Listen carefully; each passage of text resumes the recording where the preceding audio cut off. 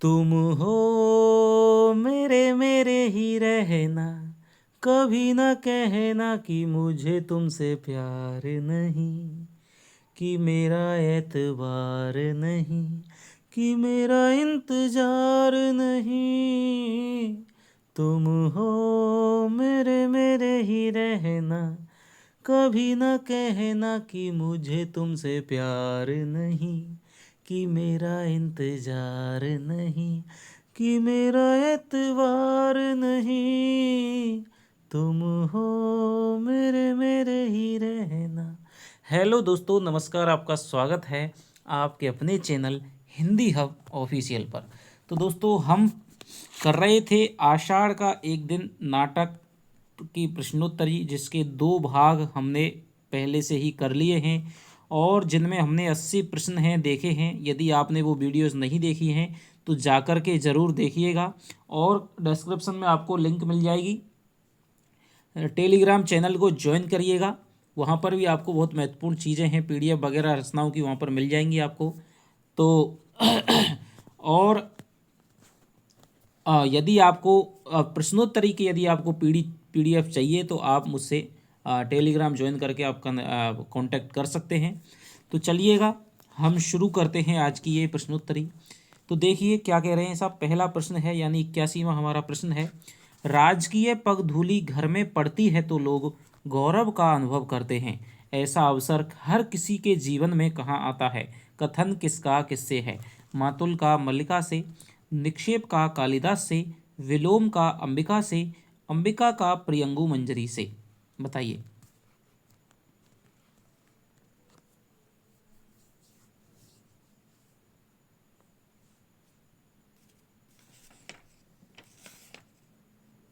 तो ये जो दोस्तों कथन है वो हो जाएगा हमारे विलोम का, और किससे? अंबिका से ये कथन कहा गया है। आगे चलते हैं। आषाढ़ का एक दिन का मुख्य पात्र नहीं है। विलोम, कालिदास, मातुल, इंद्रवर्मा।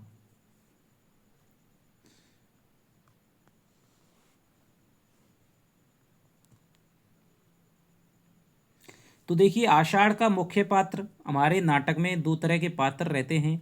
एक तो होता है मुख्य पात्र और एक होता है गौण पात्र। ठीक है। जैसे विलोम है वो इस नाटक का मुख्य पात्र है। कालिदास तो इसका नायक या मुख्य पात्र कह ही लीजिए, सबसे बड़ा। मातुल है, हालांकि मातुल भी एक गौण पात्र की श्रेणी में आता है, लेकिन इंद्र वर्मा जो पात्र है वो बिल्कुल यहाँ पर ना के बराबर पात्र है, वो सबसे ज़्यादा गौण पात्र हो जाएगा इंद्र वर्मा। मातुल जो पात्र है वो क्या हो जाएगा? वो इसमें मुख्य पात्र हो जाएगा इस हिसाब से। ठीक है। ये क्या कह रहे हैं कि भाई जब विलोम है वो मल्लिका से बातचीत कर रहा होता है, वो कहते हैं कि आजकल क्या है, आज आज तो लोग बाग अपने पशुओं की चिंता भी नहीं कर रहे हैं और प्रियंगु मंजरी के आदेश पर पशुओं को भी क्या कर रहे हैं, दान कर रहे हैं, क्योंकि प्रियंगु मंजरी क्या ले जाना चाहती है यहाँ से? अपने जैसा कुछ वातावरण है वो ले जाना चाहती है, जिसमें कुछ हरिण शावक भी होंगे। मल्लिका कहती है कि ये सच नहीं है, क्योंकि हरिण शावक ही था दोस्तों जिसने नाटक की शुरुआत में, हमारा क्या है, शुरुआत में कालिदास एक आहत हरिण शावक की वजह से उज्जैनी जाने से मना कर देता है। वहाँ पर हम कालिदास के मन में द्वंद्व देखते हैं कि यहाँ की भूमि के प्रति, यहाँ के हरिण शावकों के प्रति, यहाँ के पशुपालकों के प्रति, वहाँ की वजह से कालिदास है वो कहाँ नहीं जाना चाहता है, उज्जैनी नहीं जाना चाहता है। लेकिन आज वही दिन है और उन्हीं हरिण शावकों को यहाँ की भूमि से विस्थापित करके कहाँ ले जाया जा रहा है? कश्मीर ले जाया जा रहा है। तो यही क्या है, इसका द्वंद्व यहाँ पर निकल कर के सामने आता है। तो विलोम कहता है कि सच नहीं है, ये तो भाई इंद्र वर्मा और विष्णुदत्त 2 लोगों को राजकन्या ने क्या दिया है, स्वयं आदेश दिया है। तो इंद्र वर्मा है यहाँ पर सबसे ज़्यादा गौण पात्र हो जाएगा। यदि यहाँ पर 3 ऑप्शन होते, विलोम, कालिदास, मल्लिका, तो यहाँ पर जो मातुल है वो गौण पात्र हो जाता। वे यहाँ की हर वस्तु को विचित्र रूप में देखते हैं। मैं तो उनकी सूक्ष्म और समर्थ दृष्टि की प्रशंसा करता हूँ, जो जहाँ वैचित्र्य नहीं वहाँ भी वैचित्र्य देख लेती है।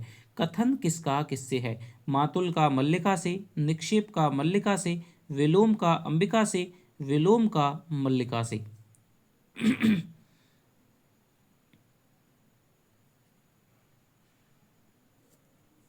बताइए। तो देखिए विलोम और मल्लिका में जब बातचीत हो रही है, विलोम कहता है कि भाई यहाँ के उज्जैनी के जो कलाकार हैं वो तो यहाँ की क्या है, हर चीज़ की अनुकृति प्रतिलिपि बनाने के लिए घूम रहे हैं, चाहे कोई पेड़ हो, पत्ता हो, तिनका भी, उसकी भी क्या करना चाहते हैं, वो फोटोकॉपी बना ले जाना चाहते हैं, चित्र बना ले जाना चाहते हैं। क्योंकि ये कालिदास जैसे महान कवि की क्या है, जन्मभूमि है, कर्म भूमि है, तो वो समझते हैं कि यहाँ की हर चीज़ है वो क्या है, विशिष्ट है, विचित्र है। तो वे यहाँ की हर वस्तु को विचित्र रूप में देख रहे हैं। मैं तो उनकी सूक्ष्म और समर्थ दृष्टि की प्रशंसा करता हूँ, जो जहाँ वैचित्र नहीं है वहाँ भी वैचित्र देख लेती है।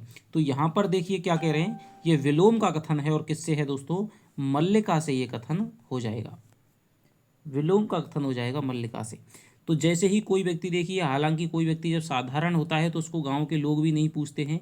अभी किसी व्यक्ति को आप फेमस हो जाने दीजिए, ठीक है, तो उससे संबंधित जो भी छोटे छोटे स्थान होंगे वो क्या बन जाते हैं, विशिष्ट बन जाते हैं। तो यही बात यहाँ पर दिखाई गई है। आगे चलते हैं। पर्वत शिखर की ओर से एक अश्वारोही को आते देख रहा हूँ और मेरी उससे पुरानी मित्रता है। कथन किसका, किसके बारे में है, विलोम का अनुस्वार के बारे में, मातुल का कालिदास के बारे में, निक्षेप का कालिदास के बारे में, विलोम का कालिदास के बारे में। बताइए। तो वो ही दोस्तों मल्लिका की और किसकी, विलोम की बातचीत चल रही है और दूसरे अंक में ये बातचीत चल रही है। और वो क्या है, निक्षेप और मल्लिका जब बातचीत करते हैं तो निक्षेप कहता है कि भाई मैंने स्वयं कालिदास को यहाँ से जाते हुए देखा है, मेरी आंखें धोखा नहीं खा सकती। उसके बाद में विलोम और मल्लिका का जब दृश्य आता है तो विलोम कहता है कि मैं एक पर्वतारोही को आते हुए देख रहा हूँ और उससे मेरी पुरानी मित्रता है। मैं जाते समय, उसके जाते समय इसी स्थान पर उससे मिला था, तो मैं चाहता हूँ आज इसी स्थान पर उससे भेंट हो जाए। तो ये जो कथन है, विलोम का कथन है, वो किसके बारे में है, कालिदास के बारे में है। आगे चलते हैं। कौन सा कथन विलोम का नहीं है, वर्षों के बाद उसी स्थान पर मिलने से अंतराल का अनुभव नहीं होगा, व्यक्ति किसी संबंध को ऐसे नहीं तोड़ता, समान की समान से मित्रता होती है, जीवन एक कोमल भावना है, कोमल भावना। बताइए।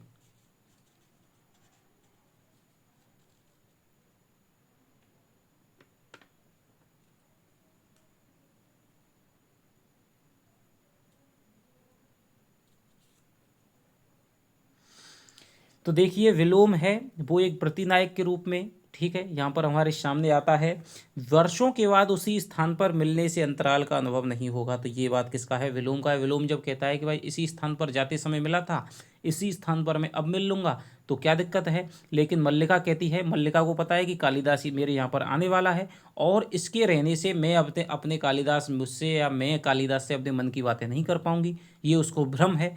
लेकिन जो विलोम है वहाँ से जाना नहीं चाहता है। तो वर्षों के बाद उसी, तो वो कहता है कि वर्षों के बाद उसी स्थान पर मिलने से अंतराल का अनुभव है वो नहीं होगा, व्यक्ति किसी संबंध को ऐसे नहीं तोड़ता, ये बात विलोम कहता है। समान की समान से मित्रता होती है, क्या कहता है, समान की समान से क्या होती है भैया, मित्रता होती है। जीवन एक भावना है, कोमल भावना, तो ये कौन कहता है, ये अंबिका कहती है। उस पर व्यंग करती है, कौन पर, मल्लिका पर। मल्लिका कहती थी ना शुरुआत में पहले अंक में कि मैंने भावना का भावना से वर्ण किया है और जीवन एक कोमल भावना है। तो अंबिका है वो इस प्रकार की बात को कहती है।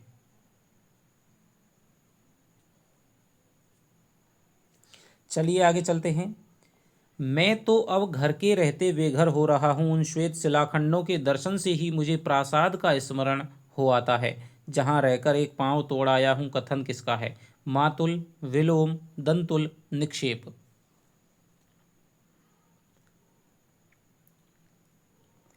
तो ये जो दोस्तों कथन है, आपके कितने क्वेश्चन राइट हो रहे हैं दोस्तों, ज़रूर कमेंट में ज़रूर बताइएगा। और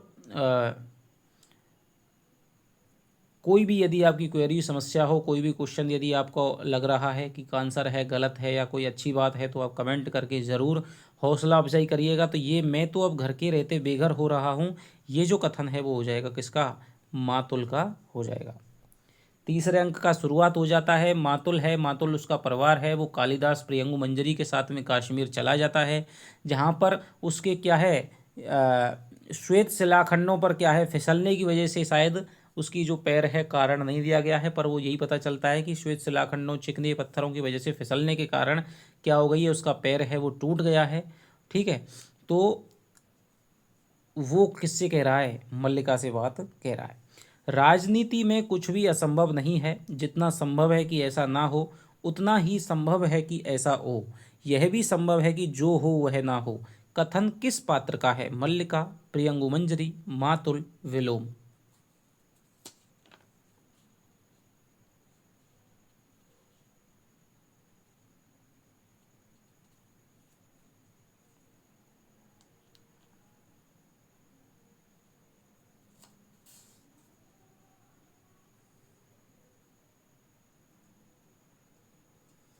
तो ये भी जो दोस्तों कथन है वो कौन का कथन है? ये कथन है किसका? मातुल का ही कथन है कि राजनीति में संभव नहीं है कि वो कहता है कि वह ऐसा सुनने में आ रहा है कालिदास ने कश्मीर को छोड़ दिया है और वो साधु सन्यासी हो गया है। तब वो बात मल्लिका कहती है कि ऐसा नहीं हो सकता है। तब वो कहता है कि राजनीति में कुछ भी असंभव नहीं है, लेकिन जो असंभव लगता है वो शायद हो भी सकता है।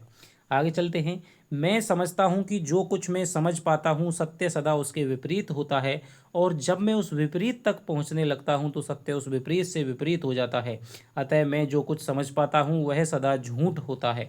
कथन किसका किससे है? कालिदास का मल्लिका से, मातुल का मल्लिका से, मातुल का अंबिका से, विलोम का मल्लिका से। बताइए।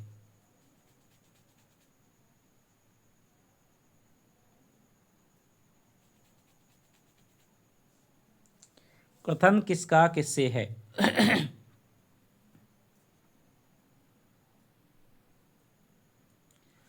तो ये जो कथन है दोस्तों ये किसका है? मातुल का कथन है। किससे? मल्लिका से।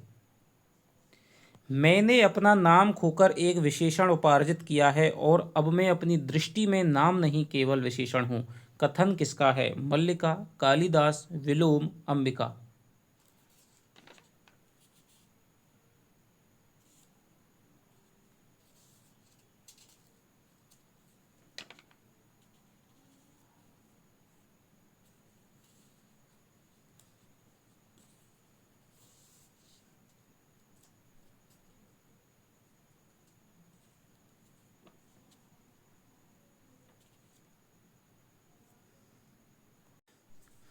तो ये जो दोस्तों कथन है वो किसका हो जाएगा? मल्लिका का कथन हो जाएगा। किससे है? कालिदास से है। मल्लिका के अनुसार कौन सौ सौ गुणों को छा लेता है और एक एक करके नष्ट कर देता है? चाँद, दारिद्र्य, विलास, कलंक।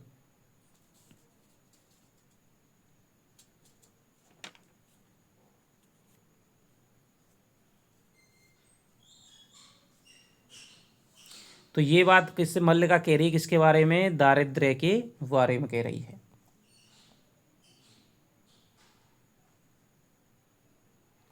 अब देखिए, ऐसा किसने लिखा था कि एक दोष गुणों के समूह में उसी प्रकार छिप जाता है जैसा चांद की किरणों में कलंक? कालिदास, वाणभट्ट, भवभूति, पतंजलि। बताइए। ऐसा किसने लिखा था कि एक दोष गुणों के समूह में उसी तरह छिप जाता है जैसे चांद की किरणों में कलंक? कालिदास, बाणभट्ट, भवभूति, पतंजलि।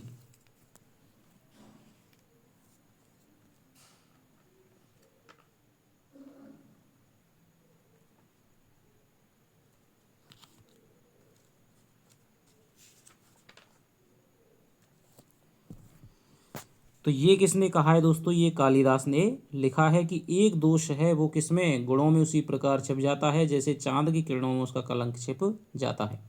कालिदास ने किस रचना में लिखा है? भास्वंती रत्नानि महोषधीश्च, रघुवंश, कुमार संभव, मेघदूत, ऋतु संहार।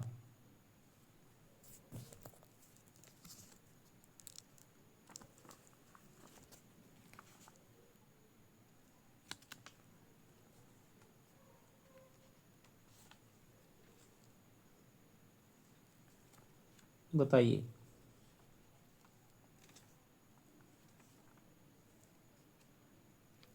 तो ये लिखा है दोस्तों किसमें? कुमार संभव में कालिदास जी ने ऐसा लिखा है। और कौन कह रहा है? कालिदास ने किस रचना में लिखा है? ये बात कह रही है भाई कि कौन? कि भास्वंती रत्नानी की ऐसी औषधियाँ जो रत्नों के समान चमकती हैं। ये है कौन कह रही है?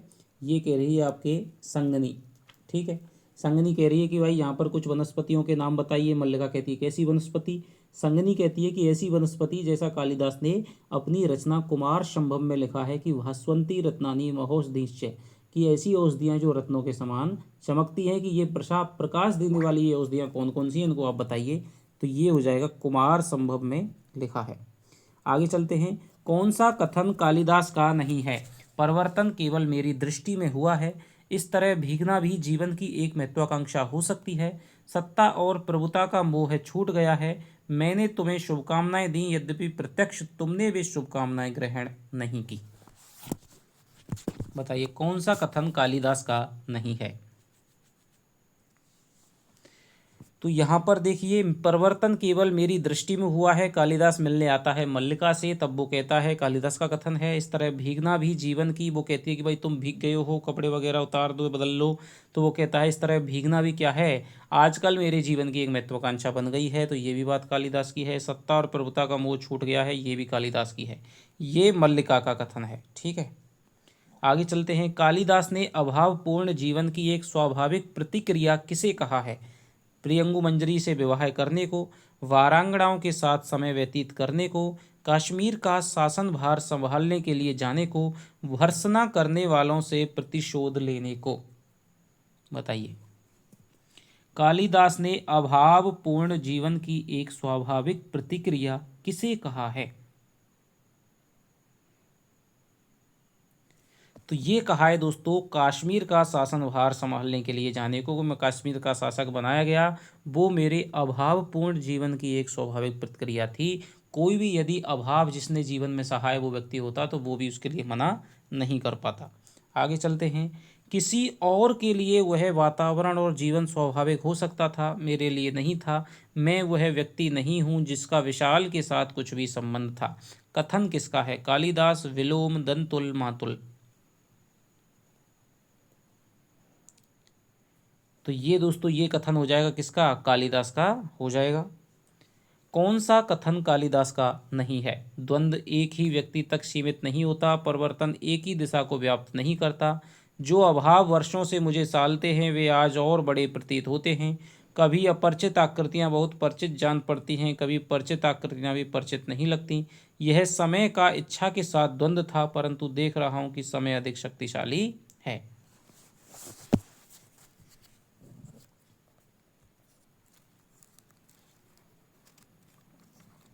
बताइए।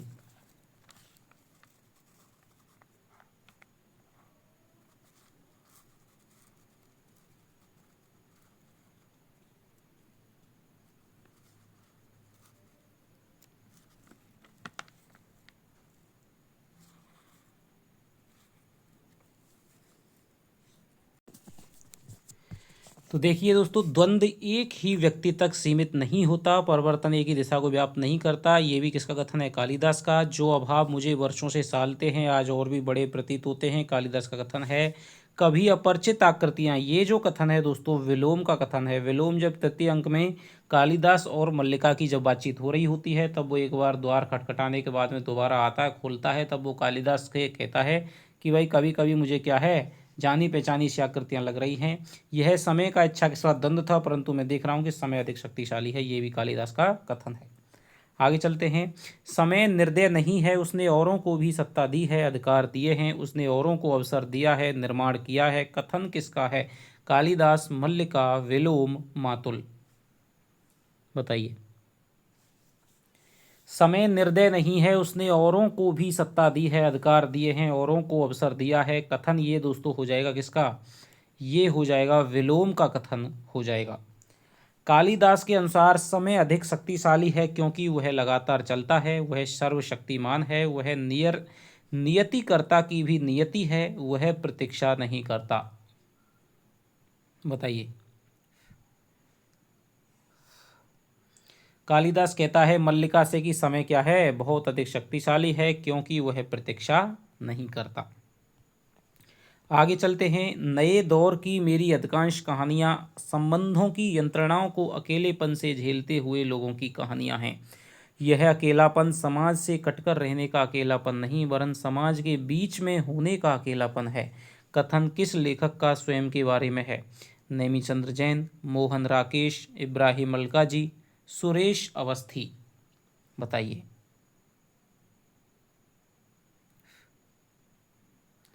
नए दौर की मेरी अधिकांश कहानियां संबंधों की यंत्रणाओं को अकेलेपन से झेलते हुए लोगों की कहानियां हैं। तो ये स्वयं किसने, मोहन राकेश ने अपने बारे में कहा है। आगे चलते हैं। नाट्य रूप की दृष्टि से आषाढ़ का एक दिन सुगठित यथार्थवादी नाटक है। इसमें बाह्य ब्यौरे की अपेक्षा परिस्थिति के काव्य को अभिव्यक्त करने का प्रयास है। कथन किस प्रसिद्ध रंगकर्मी का है? ओम शिवपुरी, कीर्ति जैन, प्रतिभा अग्रवाल, नेमीचंद्र जैन। बताइए।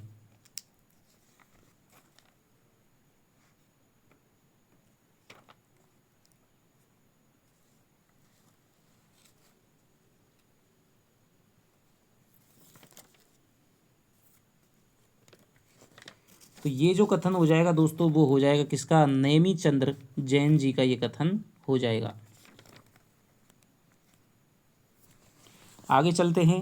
नेमीचंद्र जैन का कथन हो जाएगा, हिंदी में यह पहला यथार्थवादी नाटक है जो बाह्य और यथार्थ के अंतर्द्वंद को संवेदनशीलता के साथ देखता है। घटनाएं, पात्र और भाव इसमें इस प्रकार रखे गए हैं कि वे अपने आप में नाटकीय प्रभाव उत्पन्न करते हैं। कथन किस प्रसिद्ध रंगकर्मी का है? ओम शिवपुरी, कीर्ति जैन, प्रतिभा अग्रवाल, नेमीचंद्र जैन।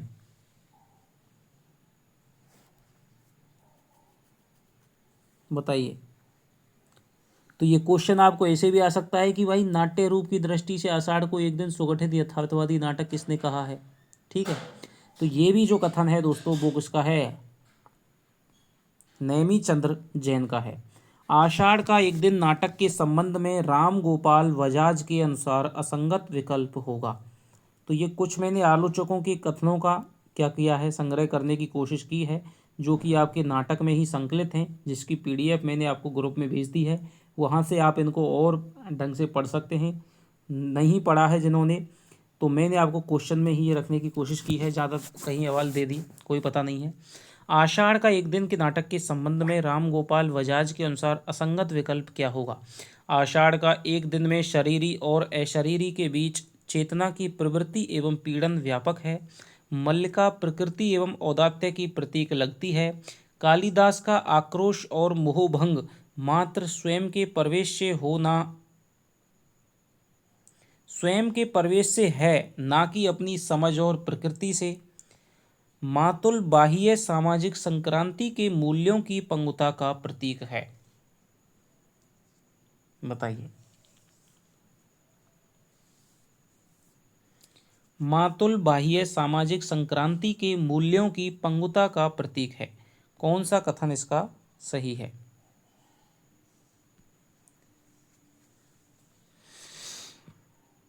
तो देखिए, राम गोपाल बजाज हैं, ये भी प्रसिद्ध रंगकर्मी समीक्षक मान लीजिए। तो इनको आषाढ़ का एक दिन शरीरी अशरीरी के बीच चेतना की प्रवृत्ति एवं पीड़न व्यापक है, ये बात इन्होंने कही है। मल्लिका प्रकृति और औदात्य की प्रतीक लगती है, ये भी बात कही है। ये जो बात है, कालिदास का आक्रोश और मोहभंग मात्र स्वयं के प्रवेश से ही नहीं, बल्कि अपनी समझ और प्रकृति से भी है। तो अपने स्वयं के प्रवेश से है और अपनी समझ और प्रकृति से भी है। तो ये जो कथन है गलत हो जाएगा।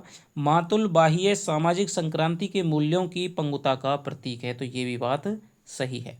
तो इसका ऑप्शन हो जाएगा 3 नंबर। आगे चलते हैं। शैली की दृष्टि से आधुनिक चाक्षुष बिंबों के साथ भाषा के शब्दों में जो व्यंजक बिंब हैं वे ही सोना हैं। राकेश जी की रचनाओं में मुझे इसकी सिद्धि के दर्शन हुए हैं। किसका कथन है? इब्राहिम अलकाजी, नेमीचंद्र जैन, प्रतिभा अग्रवाल, ओम शिवपुरी। बताइए।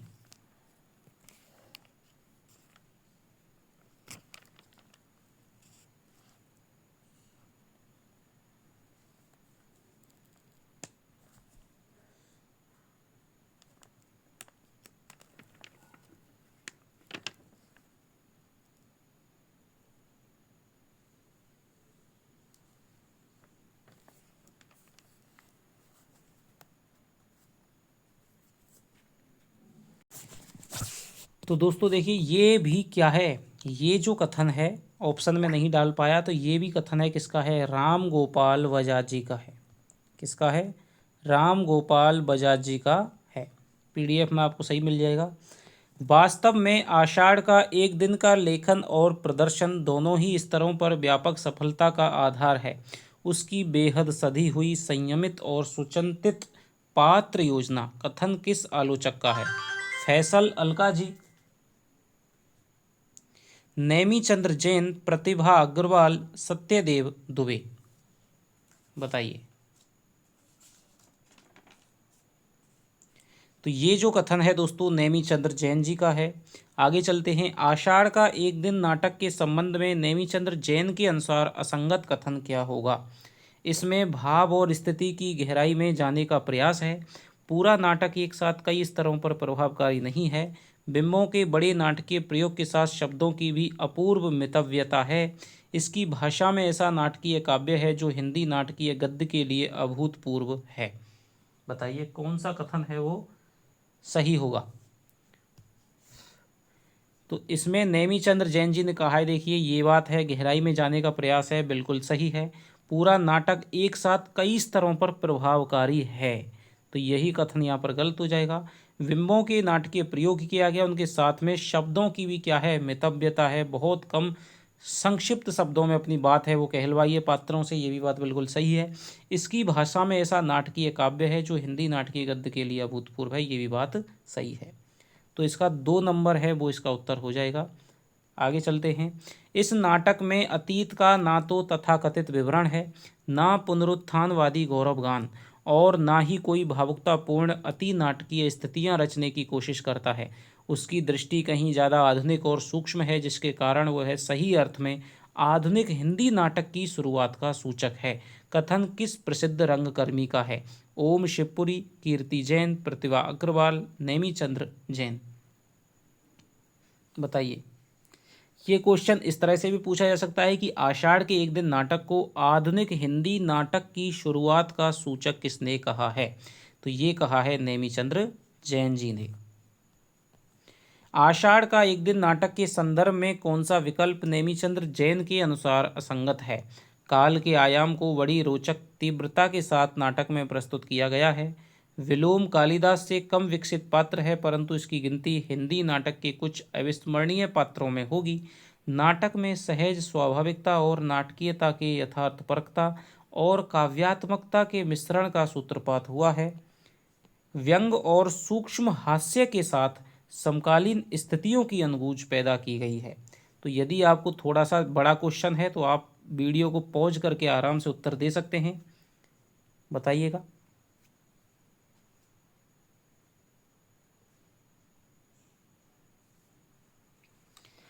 तो देखिए नेमी चंद्र जैन जी ने काल के आयाम को बड़ी रोचक तीव्रता के साथ नाटक में प्रस्तुत किया है, ये बात बिल्कुल सही है। विलोम कालिदास से दोस्तों कम नहीं, क्या कहा है कि विलोम है जो प्रतिनायक के रूप में हमारे सामने आता है, वो कालिदास से भी अधिक विकसित पात्र है और उसकी गिनती हिंदी नाटक के कुछ अविस्मरणीय पात्रों में होगी। तो 2 नंबर इसका ऑप्शन हो जाएगा। नाटक में सहज स्वाभाविकता और नाटकीयता के यथार्थपरकता और काव्यात्मकता के मिश्रण का सूत्रपात हुआ है, ये बात बिल्कुल सही है। व्यंग और सूक्ष्म हास्य के साथ समकालीन स्थितियों की अनगूंज किससे पैदा की गई है? अनुस्वार, अनुनासिक, रंगणी, संगणी आदि के माध्यम से। तो ये बात भी बिल्कुल सही है। आगे चलते हैं। आषाढ़ का एक दिन नाटक का केंद्रीय विषय क्या है? मल्लिका का मूक बलिदान, कालिदास का पलायन, प्रेम और महानता का द्वंद्व, नारी चेतना की अभिव्यक्ति। तो जो केंद्रीय दोस्तों विषय हो जाएगा वो हो जाएगा प्रेम और महानता का द्वंद्व। कालिदास महान बनने की कोशिश करता है और इधर मल्लिका का प्रेम है। दोनों के बीच में कालिदास है, एक तो महान बनना चाहता है, एक तरफ मल्लिका का अपने प्रवेश का प्रेम है वो भी वो चाहता है। तो ये प्रेम और महानता का द्वंद्व है, यहाँ पर सबसे बढ़िया ऑप्शन हो जाएगा। आषाढ़ का एक दिन नाटक की भाषा शैली के से असंगत विकल्प है? भावनात्मक, काव्यात्मक, पात्रानुसार, क्लिष्ट। तो देखिए आषाढ़ के एक दिन में भाषा शैली है वो बड़ी शानदार है। भावनात्मक भाषा शैली का प्रयोग किया गया है। कई बार अपने भावावेश में कई संभाषण हैं या भाषण हैं वो कहलवाए गए हैं। संवाद काव्यात्मक है, जहाँ पर क्या है मल्लिका के कालिदास के जो संवाद आते हैं वो किस में हैं? भावनात्मक में आ जाएंगे। काव्यात्मक शैली में भी शुरुआत में मेघ गर्जन वगैरह जब आता है तो काव्यात्मक शैली में मल्लिका है वो बातचीत करती है, तो काव्यात्मक शैली में पात्र है। पात्रानुसार है वो भाषा कहलवाई गई है। क्लिष्ट भाषा का दोस्तों प्रयोग नहीं है, जैसा प्रसाद जी की नाटकों में होता था ऐसी क्लिष्ट भाषा नहीं है, बल्कि क्या है, पात्रानुसार सहज सरल अनुकूल भाषा है। आगे चलते हैं। निम्न में सरकार निम्न में से, देखिए ये यहाँ पर है, निम्न में से कौन सा आषाढ़ के एक दिन नाटक के पहले अंक का दृश्य नहीं है? घोड़ों की टापों की पृष्ठभूमि में अंबिका व मल्लिका का बढ़ता तनाव, हरण शावक के माध्यम से कालिदास मल्लिका व दंतुल का संवाद, कालिदास की पृष्ठभूमि पर रंगणी संगणी का मल्लिका से वार्तालाप, कालिदास के राजकीय सम्मान को लेकर मातुल अंबिका निक्षेप आदि का संवाद। बताइए पहले अंक में ये कौन सा दृश्य इनमें से नहीं आया है? तो देखिए शुरुआत में हम देखते हैं क्या, घोड़ों की टापों की बात होती है, मल्लिका और अंबिका बातचीत कर रही हैं। अंबिका कहती है कि ये जब कर्मचारी आते हैं तब कोई ना कोई क्या घटती है, दुर्घटना घटती है। पिछली बार आए थे महामारी में, तुम्हारे पिता की मृत्यु हो गई थी, तो मुझे चिंता हो रही है कि अब न जाने क्या होने वाला है। तो ये पहले पात्र में पहले अंक के दृश्य है। कालिदास है उसके बाद में हर्ष शावक को, जो कि दंतुल के वाण से घायल हो गया है, को लेकर के मल्लिका के प्रकोष्ठ में आता है और दोनों में बातचीत होती है। दंतुल भी आता है, झड़प होती है। तो यहाँ पर क्या है, ये संवाद इनका पहले पात्र में है। कालिदास की पृष्ठभूमि पर रंगड़ी संगड़ी, ये दोस्तों द्वितीय अंक का यहाँ पर दृश्य है कि रंगड़ी और संगड़ी क्या है, नागरी हैं, यानी नगर से, उज्जैनी से आई हैं, और वो संगड़ी है वो संगीत से संबंधित है, रंगड़ी है वो नाटक वगैरह से संबंधित है, और दोनों कालिदास की जीवन की पृष्ठभूमि का अध्ययन है वो करना चाह रही हैं। वो मल्लिका से यहाँ की स्थानीय शब्दों के बारे में, मल्लिका से यहाँ की स्थानीय वनस्पतियों के बारे में पूछ रही हैं। और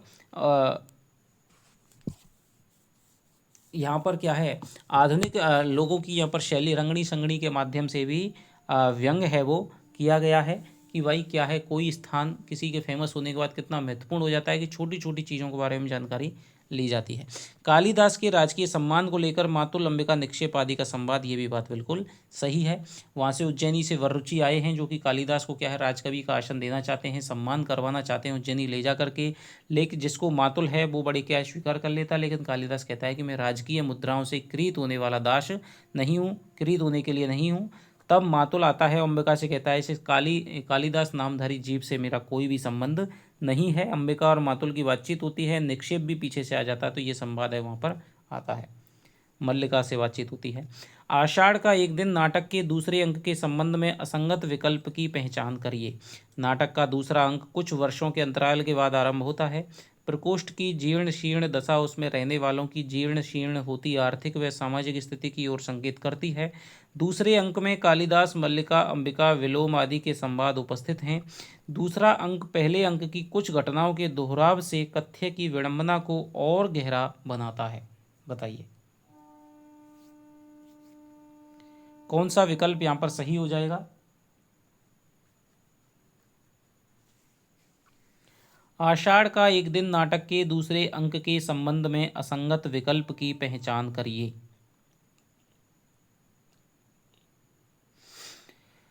तो देखिए यहाँ पर नाटक का जो दूसरा अंक है दोस्तों, कुछ वर्षों के बाद ये लिखा हुआ आता है, और वहाँ पर प्रकोष्ठ की जो दशा है वो बताई गई है कि अब वो बहुत ज़्यादा क्या हो गई है, जीर्ण शीर्ण हो गई है। तो ये बात बिल्कुल सही है।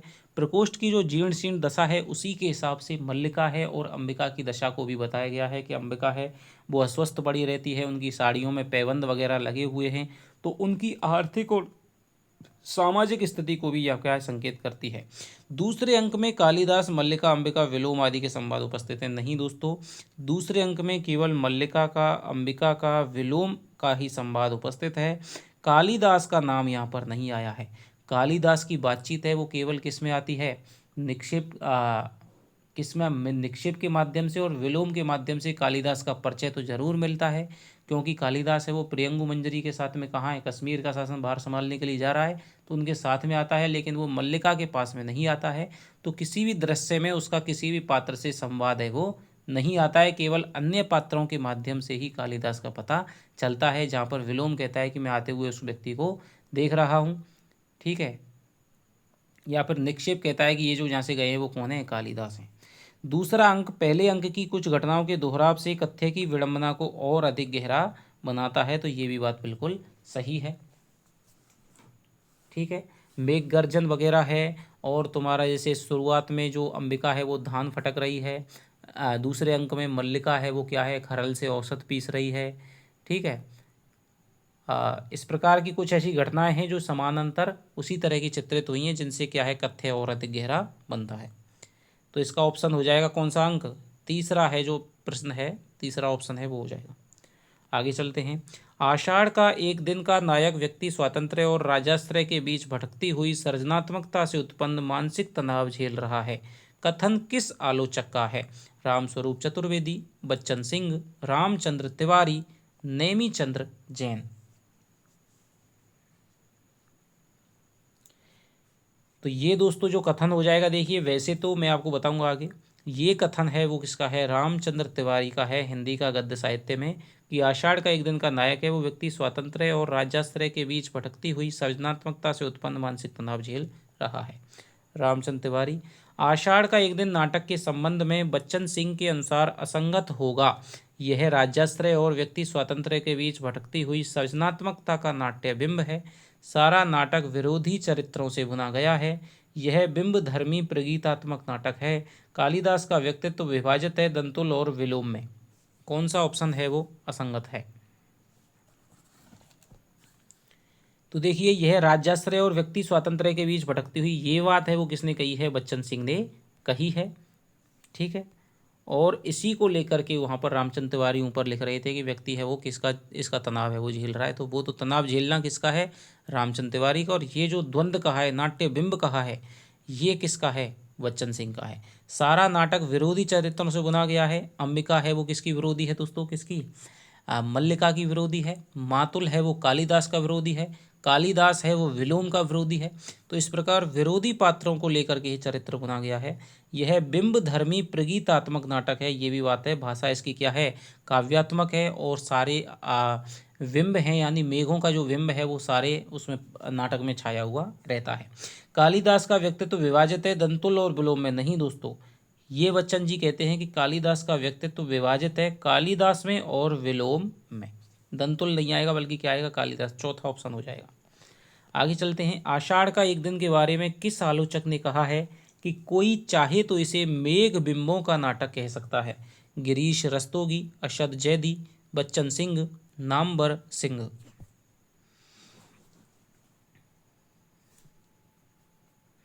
तो दोस्तों बच्चन सिंह ने क्या कहा है इसे, कि कोई चाहे तो इसे मेघ बिंबों का नाटक कह सकता है। शुरुआत में बरसात हो रही है, मेघ बिंब है। दूसरे अंक में मेघ बिंबों से बरसात तो नहीं हो रही है, लेकिन ऐसा लगता है कि कहीं ना कहीं बारिश है वो जल्दी ही पड़ सकती है। तीसरे अंक में भी क्या होता है दोस्तों, वही मेघ बिंब है और वही बरसात हो रही है, और वही क्या है, मल्लिका के हृदय में भी क्या है, मेघों के समान में आंसुओं की बूंदें छाई हुई हैं। तो ये हो जाएगा किसका, बच्चन सिंह का। राकेश ने आर्थिक अभावों से जूझते हुए भी अपने व्यक्ति स्वातंत्र्य की रक्षा की है। संभवतः इसीलिए कालिदास के संघर्ष में अनुभूति की प्रामाणिकता आ गई है। किसी बड़ी अर्थवत्ता से ना जुड़ पाने तथा नया नाट्य रूप ना खोज पाने पर भी अपनी काव्यात्मकता और नाट्य बिंबों की योजना में यह नाटक नई दिशा निर्देशित करता है। कथन किस आलोचक का है? गिरीश रस्तोगी, नेमीचंद्र जैन, बच्चन सिंह, सुमन राजे। बताइए। तो ये भी दोस्तों कथन है किसका है, बच्चन सिंह का कथन हो जाएगा। तो ये दोस्तों हमारे आषाढ़ का एक दिन नाटक से मैंने काफ़ी प्रयास करके 115 क्वेश्चन आपके लिए बनाने की कोशिश की है। तो आशा करता हूँ कि जो भी प्रश्न आना चाहेगा वो यहीं से आ जाएगा। और फिर भी देखिए दोस्तों, मैं आपसे कहूँगा कि जो भी सीरियस तैयारी कर रहे हैं, ऐसा नहीं है कि आप क्वेश्चनों से, देखिए क्वेश्चन तो आ जाएगा, लेकिन कुछ ऐसी चीज़ें हैं कि क्वेश्चन है वो बदल करके आ सकता है। कथन किसका किससे कहा गया है, इस तरह से आ सकता है। शायद हमने यहाँ पर यही क्वेश्चन देख लिया होगा ये किसका कथन है। लेकिन जब तक आपको पूरा नाटक ढंग से, आपकी रूपरेखा है वो माइंड में नहीं होगी, कैसे कैसे कहाँ कहाँ पर बातचीत होती है, वो पूरा नाटक है। और पूरा नाटक क्या है, वो बहुत ही छोटा सा नाटक है, 1 घंटे का 1.5 घंटे का नाटक है। तो आप ज़रूर उसको पढ़िएगा। 3 क्लासेस नाटक की मैंने आपको बनवा रखी हैं। पूरा नाटक आपको टिप्स पर याद हो जाएगा। उसके बाद यदि आप क्वेश्चन कर लेंगे, एक बार आप ज़रूर नाटक को पढ़ दीजिए, उसके बाद में आप नाटक को मत पढ़ना, आपको पूरा याद हो जाएगा। फिर आप क्वेश्चन की समरी है वो पढ़ सकते हैं। तो चलिए, आशा करता हूँ कि आपको ये वीडियोज पसंद आ रही होगी। तो दोस्तों थोड़ा सा सपोर्ट दिखाया करिए, कमेंट करिए। आपसे मिलता हूँ अगली वीडियो में, तब तक के लिए दोस्तों बाय बाय। जय हिंद, जय भारत।